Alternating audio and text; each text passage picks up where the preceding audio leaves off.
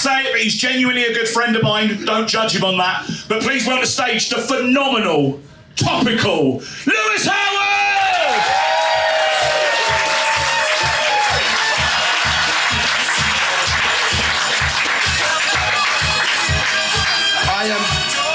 I thought I'd bust out the Trump dance in case any racists joined us in the break. No, actually, the reason I do that is I'm aware of how I look. I know I look like that one guy in the pub that claims his reason for voting Brexit is because there's too many Indian doctors. And I look like that other guy in the pub who claims that crackhead Kev from The Man in the Moon is unemployed because of the Saudi Arabian heart surgeon working at Lister.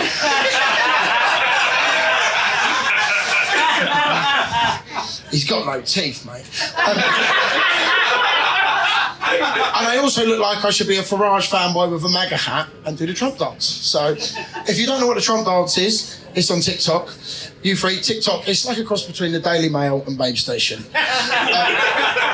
It's just racist conspiracies and tits. Kids love it.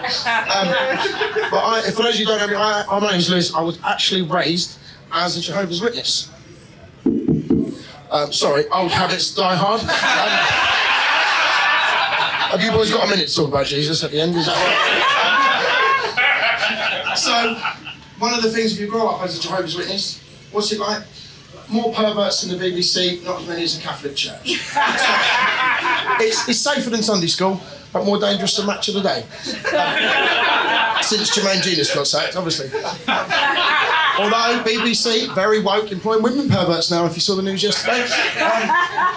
She just wants a promotion. Trying to impress her boss. So the other thing about if you were brought up with Jehovah's Witnesses, main difference between Jehovah's Witnesses, other Christian religions, others believe that God, Father, Holy Spirit are all one, they call it Trinity. Jehovah's Witnesses believe they're separate. For the normal people that aren't religious, basically other faiths only listen to Destiny's Child albums as a group. Whereas Jehovah's Witnesses appreciate like the individual qualities and talents of Beyonce and the other two. And much like Jesus, Beyonce's husband Jay-Z touched a lot of people. Same crimes as Diddy, just better songs, isn't it? It's like Jackson and Kelly, that's the same kind of better songs. So, obviously Trump got back in again recently, did he? Talking about American criminals. And he said he wants to make America great again. Now, when was America great? Was it great? I think the 60s it was good. You remember when like snipers could hit presidents in moving cars? Not miss them, stood still on golf courses. Twice. And he's come out with some wild shit this week, isn't he? What he's banning and what he's revoking. So he's going back to plastic straws. We heard that? Yeah? And environmentalists are up in arms. And if you are an adult concerned about the environmental impact of using a plastic straw, just use a rolled up note like the rest of us. Also, he's going after halal meat now. And he says he wants the meat killed the American way. Chances of a cow joining high school getting shot by one of its classmates seems pretty slim to me.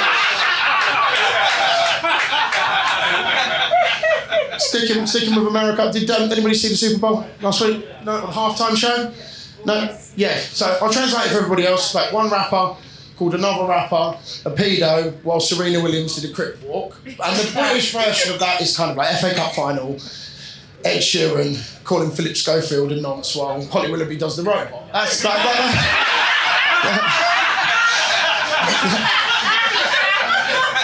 That's our version of that.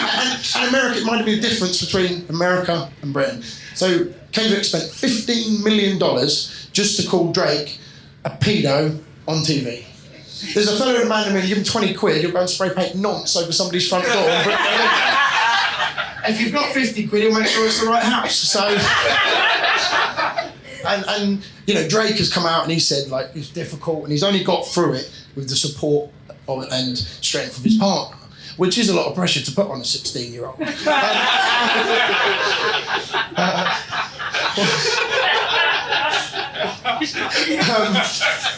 What else we going on?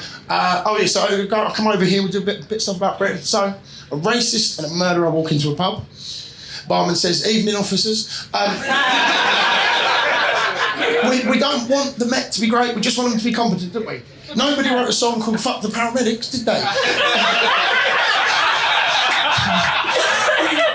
But Keir Starmer has said he wants to get Britain working again. He wants criminals to make a positive impact on society. And he said that whether you are a murderer, drug dealer, or prone to violence against women, you know, they're recruiting at the Met, so there's a job for you there. So we're ramping up. We're going a little bit darker, yeah, is that okay? Yeah. Yeah? So it's Comic Relief next month, we're aware of that? And it always sort of, no? Fucking living in a cave. Oh, it's Julie, yeah.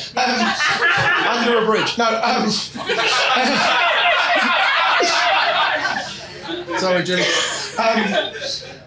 That it always surprises me. They're like, Davina McCall surprises a 7-year-old with cancer on his birthday. That's a shit present. Like, but in the 80s, cancer and fucked. Like, so better than that. Also, we're aware of the assisted dying programme that's been going through Parliament. Yeah. Sorry, as Keir Starmer calls it, cut to the winter fuel allowance. Now that is bad news for my nan. But I'll have a new house in the spring, so it's all good. But it's not just older people that are affected by the cost of living crisis. I've got 2 daughters, and I took them shopping into London for shopping the other day, and it is so expensive.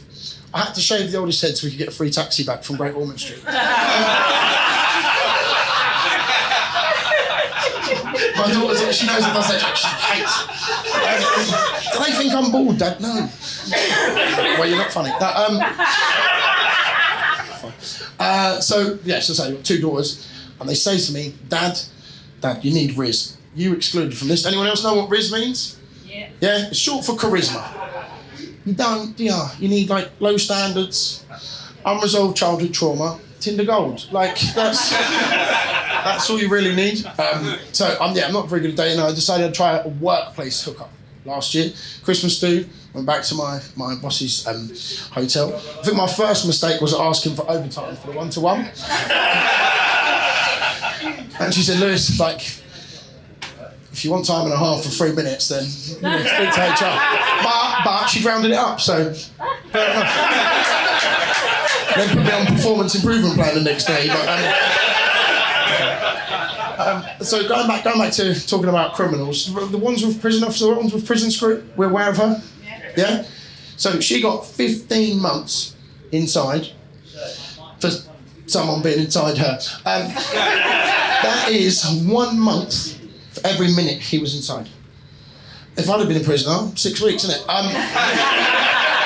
But sending her to prison is kind of like giving Jimmy Savile community service at a children's hospital. I think it kind of defeats the purpose. But did you know, statistically, you are more likely to get away with a crime the more attractive you are? So it got me thinking about celebrities and what level of crime they could get away with, just purely based on their looks. So you've got like Chris Hemsworth or 90s Brad Pitt, like genocide, isn't it? Attractive people. Ed Sheeran, littering. I mean, Wayne Rooney's getting arrested for crimes other people committed, but so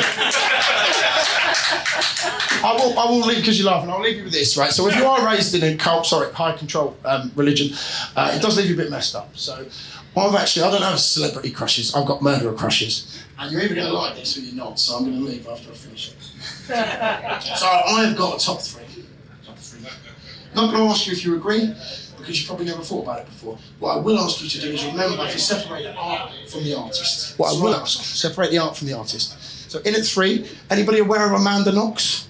Yeah, Foxy Noxy? I'd travel to it with her, I think it's worth the risk. Before you say, Lewis, you got acquitted, I never said that to be serving time, I just said they had to have done it. In at 2, and I don't mean now, I mean like in her prime, separate the art from the artist, Ira Hendley was fit. But in at 1, sexiest murderer, sexiest female murderer, probably Kate McCann, isn't it? Well, thank you very much for your